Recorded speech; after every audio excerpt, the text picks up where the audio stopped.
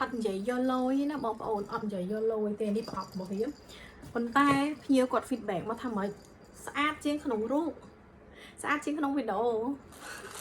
ខ្ញុំខ្លាំងមែនតើអញ្ចឹងមុននឹងយើងទៅលំអិតខ្ញុំឲ្យបងមើលសិននេះគឺជានេះឥឡូវខ្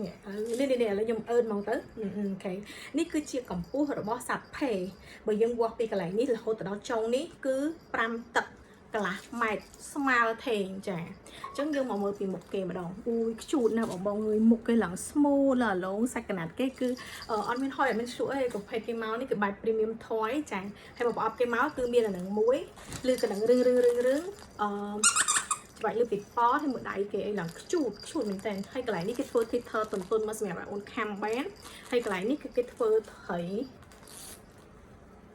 វិញ័រទៅពេលចូលវិញវិញ័រវាយពេកចាអាហ្នឹងអូនលេងអូនទាញបានអត់មែននេះមិនញ័រទៅប៉ះពណ៌រញយសាច់ដុំខួរក្បាលនេះគឺអត់ទេគឺគ្រាន់តែញ័រឲ្យកូនយើងពេលគាត់ប៉ះទៅគាត់មានអារម្មណ៍ថាអូចង់លេងទៀតគឺបែបហ្នឹងអញ្ចឹងមកបងប្រភេទនេះអូនអោបអូនថើបអូនខាំអីក៏បានដែរហើយប្រភេទហ្នឹងគឺមានតែពណ៌ដូចក្នុងរូបនេះទេបច្ចុប្បន្ននេះគឺទៅតែចេញបានប៉ុណ្ណឹងអានេះប្រភេទទំនិញចេញថ្មីបងចេញថ្មីពីក្រុមហ៊ុនគេមកគឺចេញថ្មីទៅតែបានរូបហ្នឹងទេហើយមុខគេបងមើលឲ្យគៀក detail លម្អិតមុខគេនេះគឺអត់មាន print ទេគឺគេធ្វើមកស្អាតជប់ខ្ញុំ focus ឲ្យអូខេ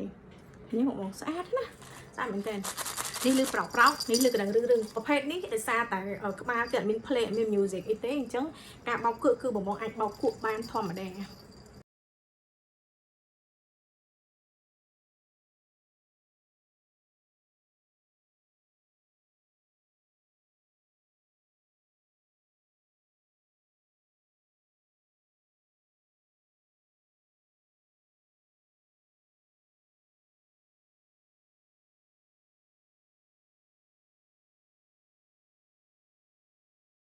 តុក្កតាផេនេះមើលនៅក្នុងវីដេអូស្អាតប៉ុណ្ណឹងបងនៅក្រៅស្អាតជាងនឹងទៀតយល់ទៅគួរឲ្យស្រឡាញ់ខ្លាំងតុក្កតាផេដោយ baby ពងលេនេះមកប្រអប់ premium set គេមកគឺបានតុក្កតាផេនឹងមួយប៉ុន្តែនៅកន្លែងគៀននេះគឺគេធ្វើ